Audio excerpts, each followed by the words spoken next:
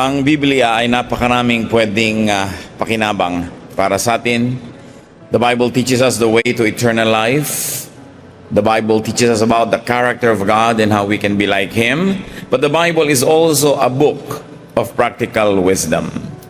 Napakaraming pang-araw-araw na mga suliranin, mga challenges ang gagaan kung ating lalapatan ng mga katuruan sa Biblia. At ito ang ating pag-aaral ngayon, pinamagatang Making Choices, Solving Problems, Facing Challenges. Salamat Ama dahil kayo ang nagdadala sa amin sa dakong ito. Thank you for everyone that you have allowed, Lord, and empowered to be here.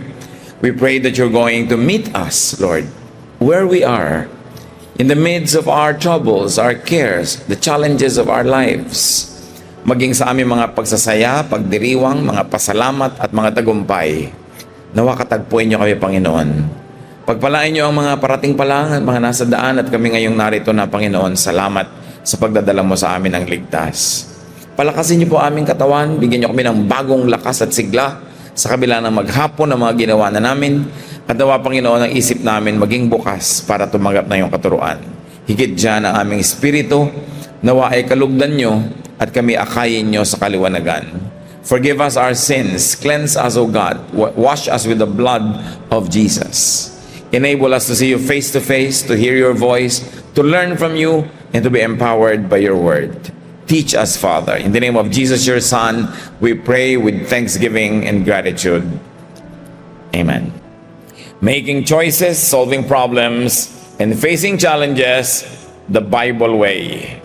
Ang ating mga pag-aaral ay para sa practical na buhay. Kaya sa simula pa lang ng ating discussion, lagi niyong i-apply agad sa inyong mga sarili-sarili mga buhay at mga sitwasyon. How to make choices, how to solve problems, how to face challenges. Punong-puno ang Biblia ng ganyang mga katuruan. Matthew 13:45 to 46. The kingdom of heaven, Jesus says, is like what happens when a shop owner is looking for fine pearls. After finding a very valuable one, the owner goes and sells everything in order to buy that pearl.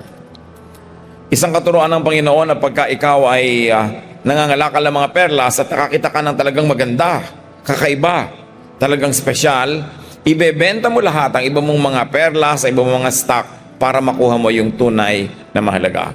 Anong prinsipyo nun in solving problems, in facing challenges? Recognize and do not miss great opportunities.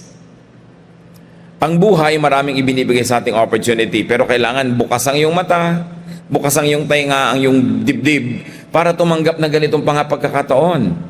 At ang buhay na itinuturo sa atin ng Panginoon is value for value. You can't keep and have everything. Life is made up of trading, pay for what matters. Gusto mong makatapos ang pag-aaral, may ibabayad ka. Hindi ka maglalakwatsa, hindi ka masyadong magpa-party, hindi ka masyadong mag-enjoy kasi limited ang time, limited ang talent, limited ang treasure. Gusto mong magkaroon ng isang bahay, siyempre hindi ka na siguro magkakaroon muna ng magagandang damit, liba na lang napakarami mong pera. Hindi ka muna magbabakasyon o magtutur. Kung meron kang gusto sa buhay, may bayad yon. Ang mahalaga, alam mo, malinaw sa iyo kung ano yung fine pearl to you. And that you're willing to trade other things for that one fine pearl.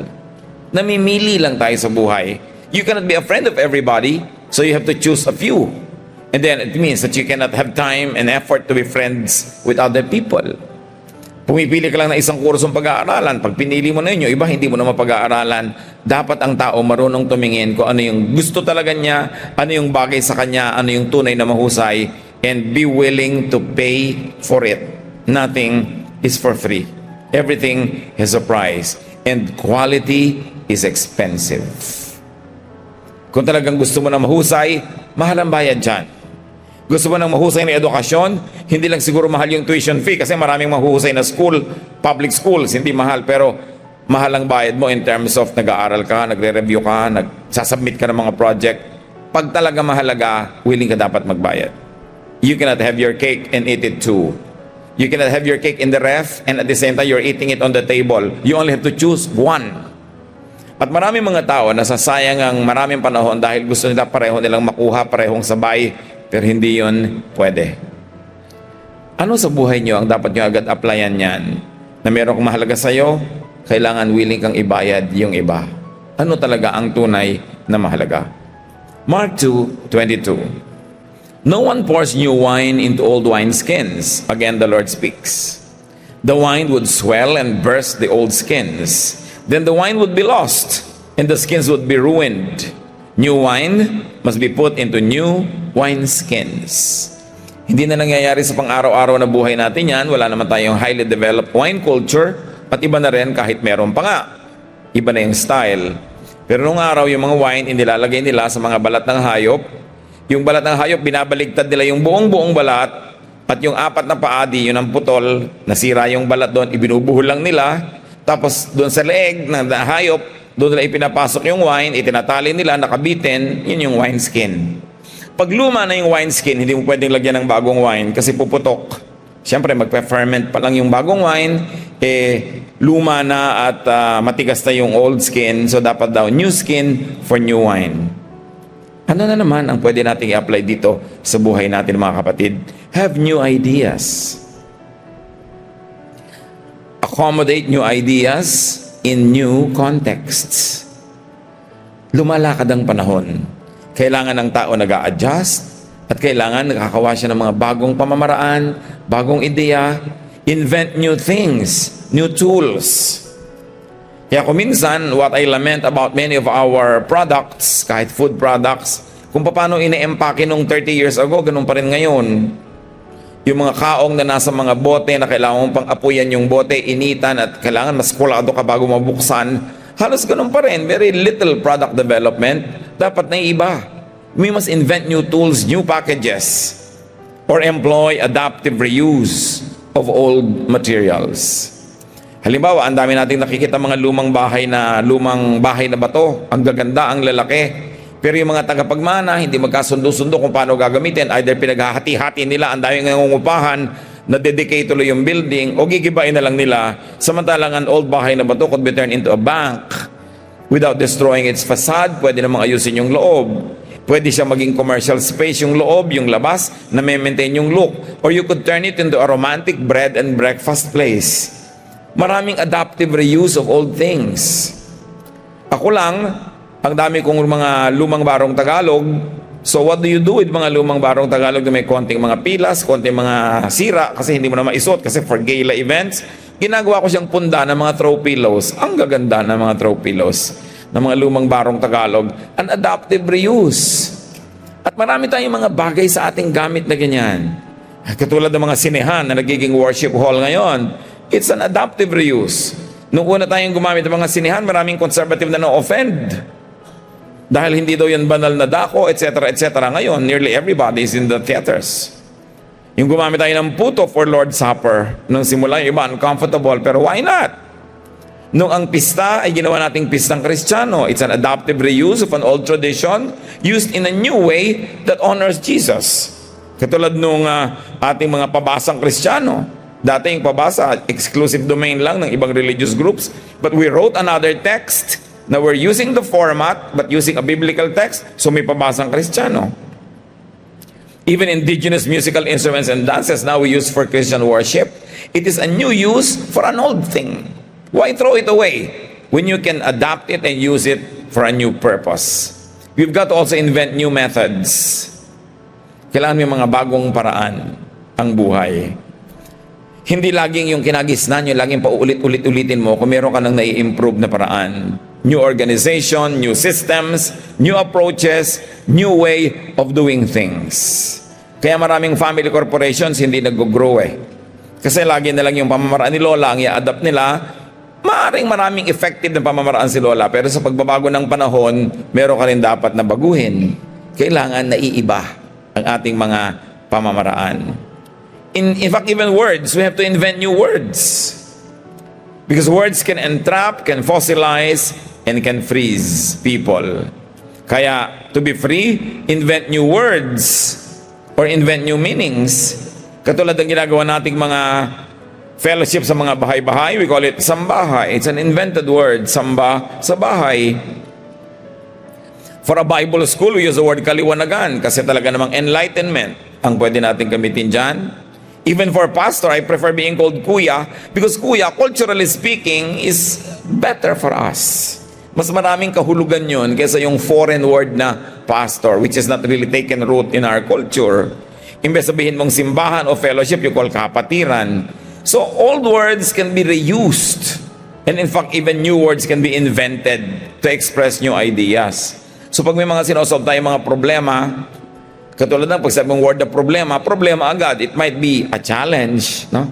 It might simply be, another way of doing things, but often choose not to be conservative. Kung gusto niyo makasunod sa panahon, makinabang sa mga bagong mga umuuso at hindi matalo at malunod nito, choose not to be conservative all the time. Even the Lord Jesus Christ was not conservative. He was very revolutionary. John the Baptist was not conservative. Ang ginawa lang nga ng mga simbahan, itinrap nila ang Lord at saka si John do sa AD 33. Kung ang Panginoon ay nandito ngayon, kasama natin in the flesh, I'm sure maraming gagawin siyang adaptive reuse of old things at hindi niya igigiit na ipamuhay natin ngayon yung style 2,000 years ago. The Lord Jesus Christ will be the last to insist that we become conservative because He was not. Pero bagamat siya noon ay cutting edge, ang Panginoong Jesus noon ay talagang revolutionary, iba, bagong-bago. Kaya sinasabi niya, what is this? A new teaching, a new style. Pero kung yung style niya noon, gagamitin mo pa rin lahat-lahat ngayon, old na rin yun. Ano ngayon ang challenge sa mga tunay na mananampalataya ng Diyos? Kakapil ka sa hindi nagbabagong diwa ng Diyos, habang patuloy kang gumagamit ng mga bagong kasangkapan, bagong pamamaraan, bagong tools ng pamumuhay. So you must be anchored on the unchanging spirit of God's Word, but you must be abreast with the changing technologies and changing material culture around us. A few things are worth keeping, but only a few, because things really change. And there is more fun, not only in the Philippines, but in being progressive.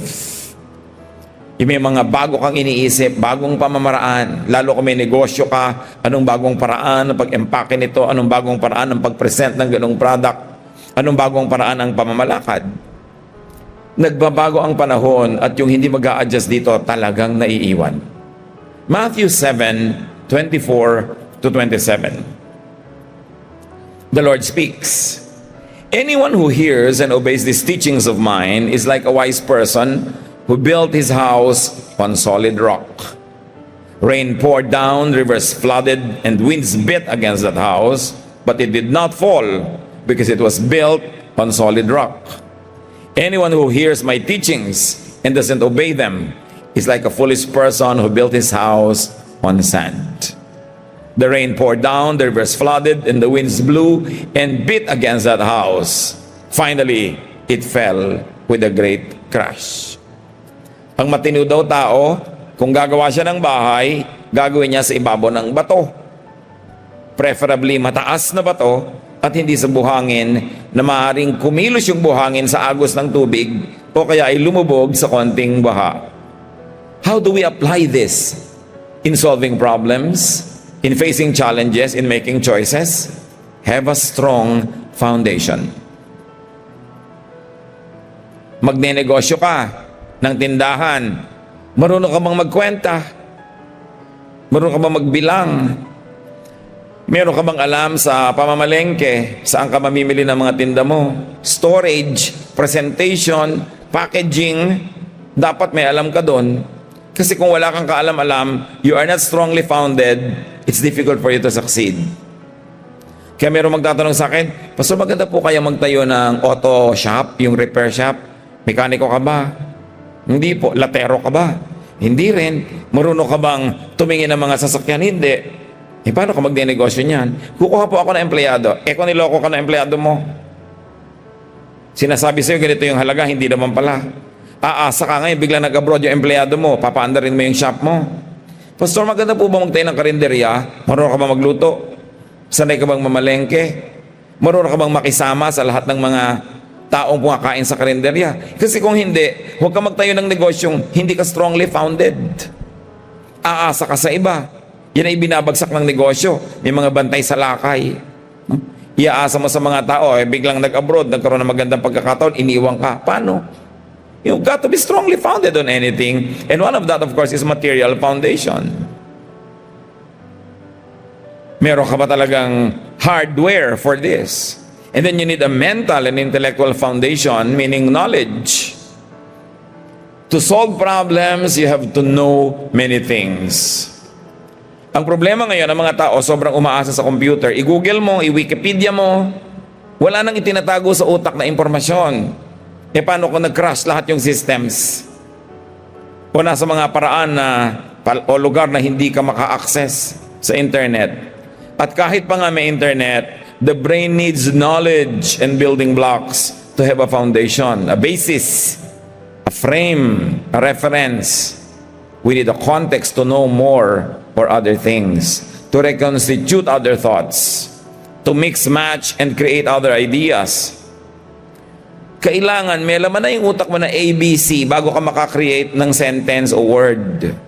Kailangan may do, re, mi yan, fa, sol, la, ti, bago ka makagawa ng mga notes o ng mga tono. Kailangan may basic knowledge ang tao. At ang danger ngayon, halos wala ng basic knowledge na ipinapasok ang tao kasi inaasa lahat sa internet. Wala nang tinatanda ang birthday kasi lalabas na lang doon sa computer ang birthday ni ganon, ni ganyan. Wala nang matandaan na appointment, nando sa electronic calendar lahat. We've got to store information in our minds because without the pieces of information, the mind will not function because the mind has to step on something to get to something else. Kailangan meron siyang nilalaro doon, meron siyang tinutungtungan, tinatapakan ng mga solid facts. So we have to keep learning. And we need these building blocks to have a stand and a personality. Kaya sabi sa Proverbs 22:6, teach your children right from wrong, and when they are grown, they will still do right. They will not perfectly be right, but most of the time they will be right. Why? Because the foundation of their brain is right. Paano mag-iisip ng mali yung utak na tama ang pundasyon? Paminsan-minsan magkakamali, pero paminsan-minsan yun. Paano lalayo sa Diyos ng ganap yung utak na lumaki na malapit sa Diyos? Minsan-minsan maliligaw pero babalik din. Kaya sabi dito, palakihin niyo sa tama. Kaya dapat yung utak nilalagyan agad natin ng mga tamang ideya. Tamang mga pagpapahalaga, tamang values. Kasi pag nandun yun, pwede ka na magpahinga pag may edad na yung anak mo kasi nagawa mo na yung pagtuturo nung bata pa lang. Nandun na yun. Diba, naturuan mo na talaga yung anak mo na maging maibigin sa adobo, hindi ba na matatanggal yung kahit saan siya tumira, hahanapin niya yon. Kasi yun ang building block ng utak niya. Paano ngayon kung godliness yung building block? Kaya sa Proverbs 22 verse 6, it's very important to apply in our life. The teaching, the idea, the word of God has to be in the mind. So it can grow roots, grow branches, bear seeds, grow, and multiply. In other words, memorize God's Word. Kahit marami ngayong mga notes, marami mga study aid, itanim pa rin natin sa utak natin ang salita ng Diyos. Memorize them verse by verse, chapter by chapter. Kasi kung yun ang building blocks ng ating thoughts, marami pa mga ibang mas complicated ideas that could be born and understood by our mind when our mind is founded on the basics. Mahalaga yun. Kaya halimbawa, magsosolve ka ng mga problem, mathematical problems, dapat sa ulo mo yung mga mathematical solutions. Magne-negosyo ka ng export, import, whatever, dapat nasa utak mo lahat yung mga law, mga ng supply and demand, sa nakakakuha nito, sa nakakabili noon, anong season ngayon sa ganong bansa, ano yung good product, dapat nasa utak lahat. Marami mga problema, madaling masolve, kung nasa utak mo na yung solusyon, hahanapin mo na lang doon sa file, kesa doon ka pa mag-aaral. Kaya mga kapatid, mahalaga yung payo ng matatanda. Kasi ang dami nang nakastore sa file sa utak nila. Ay, ganyan ang ginawa ng isang babae noon. Ganitong problema niya, ganitong ginawa niyang solusyon. Alam niyo, nakafile kasi sa utak niya. At yan ang pinagkaiba ng bata na maraming edukasyon at matanda na maraming karanasan. Pag pinagsama mo yung dalawa, di ang galing ng kombinasyon. Kaya powerful ang isang matandang maraming karanasan tapos nakikinig sa isang batang maraming bagong alam. At powerful din yung batang maraming alam tapos nakikinig sa payo ng isang matandang maraming karanasan. Bihira kasing napagsasama yan. At maraming sa mga matatanda, maraming karanasan pero ayaw naman mag-aral ng bagong impormasyon. you also get frozen in time. O kaya yung mga batang dahil maraming alam na impormasyon, ayaw makinig sa payo ng matatanda, nalulugi ka. Dahil yung maling nagawa niya, kailangan gawin mo pa para malaman mo na A goes to B. It's important to be furnished with such backgrounds. Kaya paano natin hinahanda ang sarili natin sa pag-solve ng mga problema, sa pagharap sa buhay? Dagdag ng informasyon, at the same time, inaalala natin and we learn from our experiences. And also, we always develop our skills. Yung skill mo dapat, padagdag ng padagdag. Halimbawa, aircon mechanic ka, 10 years ago, empleyado ka ng isang cutting-edge aircon company, tapos nagtayo ka ng sarili mong negosyo, pero maluluma ka kasi walang nadadagdag na alam. Hindi ka abreast unless you attend seminars, unless you study new products, new trends. Ang mangyayari, pakonti ng pakonti ang kaya mong gawin kasi dumadami yung mga problemang hindi ka na-equip to solve. Kaya yung mga nurses, mga doctors, mga healthcare professionals, umaattend sila ng mga periodic seminars. Yung mga licenses ng mga ibang professional para ma-renew, kailangan meron ka mga certificate na umattend ka ng ganito, ganyang seminar, na-update ka, na-upgrade. Kasi ang dami ng mga technology ngayon na hindi available 10 years ago, even 5 years ago. So kailangan nalalaman mo yun sa buhay. Huwag tayong makontentong, ayoko na mag-aral, ito na lang ang alam ko. There are many people who reject studying, for instance, computers, studying modern technology, but it is inescapable.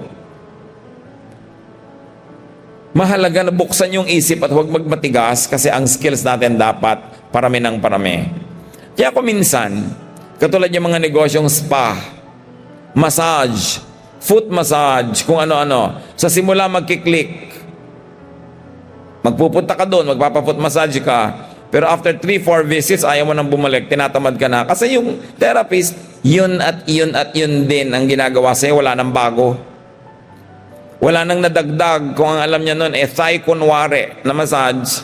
Hanggang ngayon, thigh kunwari pa rin, hindi na naging totoo. O hindi siya natuto ng ibang style. Ganon din naman kuminsan kahit sa church, di ba? Kuminsan, nakakatamad ng umattend ng Bible study kasi yun at yun yung lesson. Yun at yun yung message. So pati mga tao, tinatamad na magpabalik-balik. Hindi lang sa ganito, sa lahat ng bagay. Kailangan laging may bago, may nadadagdag, may iba. Para lagi kang interesting. It is important to keep evolving. Yung negosyo mo, kailangan meron kang bagong nadadagdag. Merong bagong napapala ang mga tao, especially kung may kakompetensya ka. It is important. Ganon din yung mga mag-aasawa. In love kay Mrs. Biglang 20 years ago, iba na ang gustong kasama sa buhay. Kasi pala si Mrs. hindi man lang nag-grow. Mula nung ikinasal, wala nang ibang naalaman sa buhay. Yun. Samantalang halimbawa, yung mister, kung siya yung professional, siya yung nasa field niya, ang dami niyang nakakasalamuha ng mga kapwa niya professional, kapwa mga patuloy na umaattend ng mga bagong mga seminar, nag-aaral, na-engage yung utak niya habang lumalaki. Pag uuwi siya ngayon sa asawa niya, biglang kailangan bumaba siyang kababa para magkaintindihan sila, nagkaka-stress. Kuminsan naman, hindi kasalanan ng misis yun dahil talagang inalila na siya ng husband, talagang siya na yung katulong, siya yung tubero, siya yung cook, siya yung nurse, siya lahat. Kaya sabi niya, paano pa ako mag-grow? Di ba? Kaya kailangan binibigyan mo rin ng chance na mag-grow. Kasi lalo mag-asawa kayo, when you don't grow together, pag hindi sobrang tibay ng pag-ibig nyo, you fall away from each other. Because you get attracted to people that you can communicate better with. It's important to grow. It is how you solve life. Halaman lang yung cute na bonsai. Sa tao, hindi. And I don't mean size, I mean utak. No? Kailangan hindi bonsai ang utak mo. Nadadagdagan ng alam. Espesyalidad mo halimbawa, adobong pusit. Interesting, no? Pero kung 10 years na, wala ka pang alam gawin kundi adobong pusit, magiging boring ka na nun. Kailangan marunong ka naman ng sinigang na pusit. Pusit with ice cream. Yung kakaiba naman, ano? Pusit con yellow. Interesting tong taong to. May pusit pa with, tiramisu. Oo. Di ba interesting? Kaya hindi parang gano'n na lang ng gano'n ng buhay. Ecclesiastes 10:10, if you don't sharpen your axe, it will be harder to use. If you are smart, you will know what to do. Magtataka ka, merong mga ginang, ang kanilang kutsilyo sa kusina, 5 hiwa na nila sa isda, hindi pa tumatalab ang gilid. Hindi naman nila hinahasa. Hindi naman sila bumibili ng bago. May mga bahay na walang gripong umaandar, may isang tabo, ang tabo, nasa ng tabo? Kukuhanin sa banyo, nasa ng tabo? Nasa kusina, nasa ng tabo? Nasa garden. Mahirap bang bumili ng 10 tabo? Ang mura naman nun. Hindi ini-improve yung buhay. So sharpen your tools. Whatever your tools. Ini-improve mo yan. Kung minsan hirap na hirap ka sa paglalagay ng mga ulam sa bahay, bumili ka lang ng 10 additional Tupperware-like products, luluwag na yung buhay mo. Meron kasing tao, tinatanggap niya na gano'n lang yung buhay. Ayaw niyang gawa ng paraan para lalong gumanda, di naman mahal. So improve skills, improve methods, improve tools, and venues. I remember a story I have told some of you already. There's this woman who was baking a fowl, turkey yata, okay? O hamon, niluluto niya sa oven, tapos lagi niyang binabali yung dulo. Ang hirap yatang baliin yung buto ng hamon, ano? O kaya yung buto ng turkey, o buto ng kung ano man na ibe-bake mo, ang hirap. Pero lagi niyang binabali pag magbe-bake siya.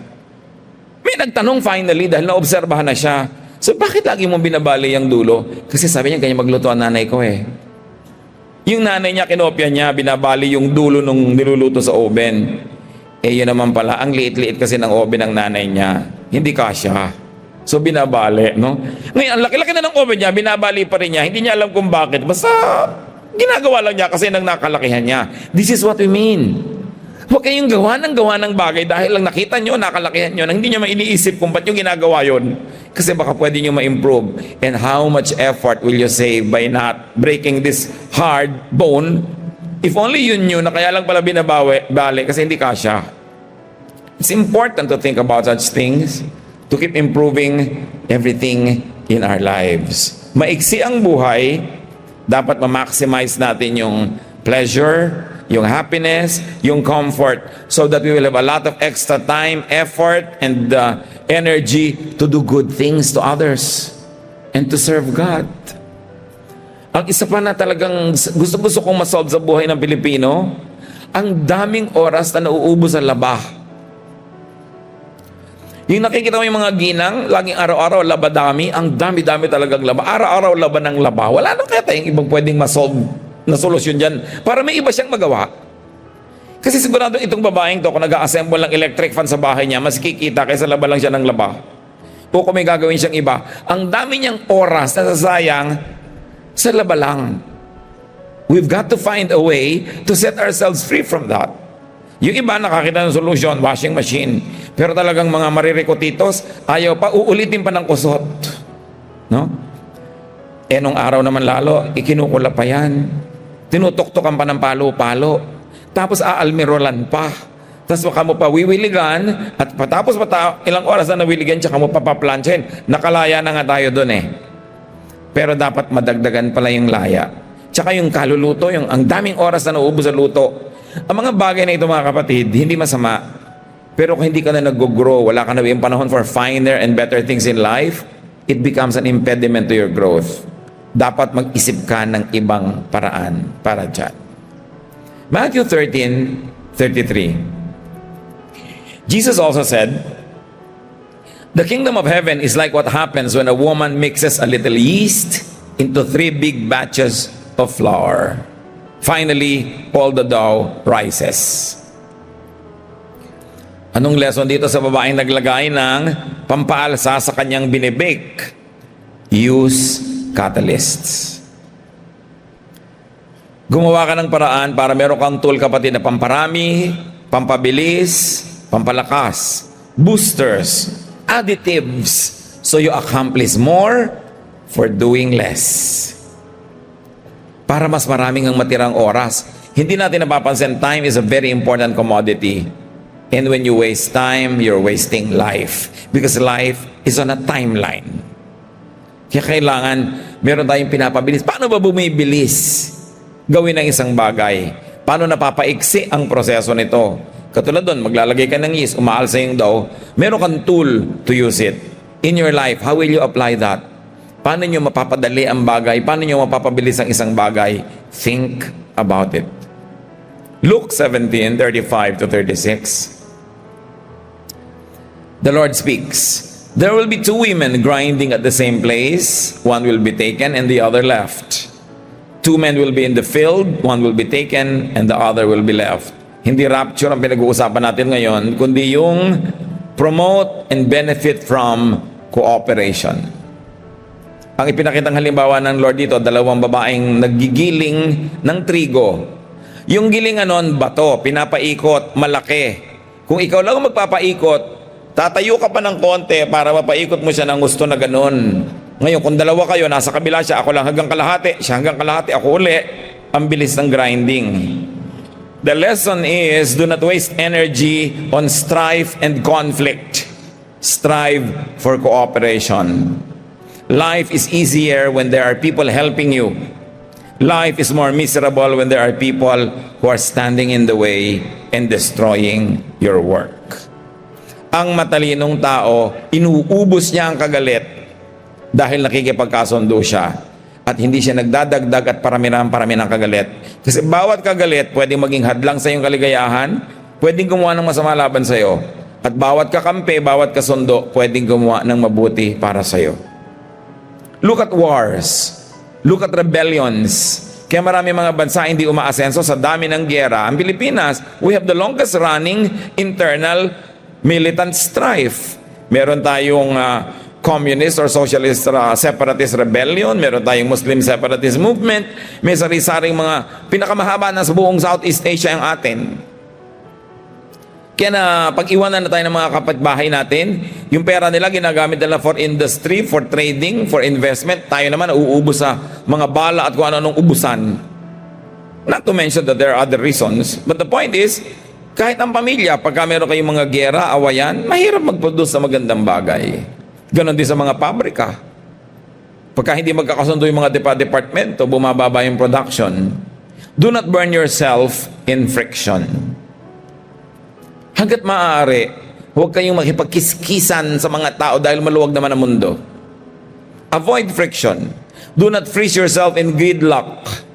Hindi kita tutulungan, hindi mo ko tutulungan. Pareho tayo hindi gumagalaw, ano ngayon? Basta hindi ka gumagalaw, happy na ako kahit hindi rin ako gumagalaw. No, nasasayang ang panahon. And then do not crush yourself in collision. Avoid banggaan. Kung pwedeng huwag kayong makipagbanggaan, bakit kayo makipagbanggaan? Kahit kayo makasakit, masasaktan din kayo. May mga tao may kikibo, babanggain niya. Hindi mo pwedeng tahimikin ang sarili mo. Kailangan bang ituwid ang lahat ng taong sa tingin mo liko? Kailangan bang kontrahin ang lahat ng tao na para kakaiba yung ideya kaysa sa'yo? Kailangan bang lumahok sa lahat ng usapan, banggain ang lahat ng dapat banggain? At the end of the day, you will become the victim. So iwasan ang banggaan, iwasan yung friction, iwasan yung nagtitikisan kayo, pareho kayong nahihirapan. That is not the way to deal with life. Luke 8:16, again, Jesus speaks, "No one lights a lamp and puts it under a bowl or under a bed. A lamp is always put on a lampstand so that people who come into a house will see the light." How do we apply that in our life? Make light visible. Let reason be seen and understood. Let reason rule, even if it is not your reason and somebody else's. Pagka meron ka nakitang mas magandang ideya ng kapwa, sabi mo, uy, ang ganda, kukopyahin ko ha. Hindi yung, ideya niya, baka masabihin niya, kinopya ko pa. Kahit alam mong mas maganda, ayaw mo pa rin makinabang. Di magpaalam ka, pakopya, ang ganda naman ng ideya mo. Nakinabang ka. Reasonable kasi yon, ba't hindi mo gayahin? May nakita kang mas magandang paraan, admit that your way is not the better one, and adopt it in your life. Then life moves on and you become more productive. Galatians 6:7, you cannot fool God, so don't make a fool of yourself. You will harvest what you plant. Moral lesson, plant what you want to harvest. Mga biyana, nag-asawa ang anak nyo. Bagong-bagong dating sa buhay nyo ang inyong manugang. Anong gusto nyong ma-harvest sa kanya? Yun ang i-plant nyo. You want friendship? Plant friendship. Gusto nyo na ang maging harvest nyo sa kanya, inisan? Yun ang itanim nyo, inisin nyo. Pakita nyo inis kayo. Because you will harvest what you plant. Kaya dapat mga kapatid, alam nyo, ano bang gusto nyo anihin sa buhay? Simple lang naman, di ba? Di yun ang itanim nyo. Kaya kasabihan ng matatanda, ang mangga ay hindi namumunga ng chiko, ang santol ay hindi namumunga ng mais. So ang paggawa ng masama sa kapwa, anong mabuting bunga nun? Di wala.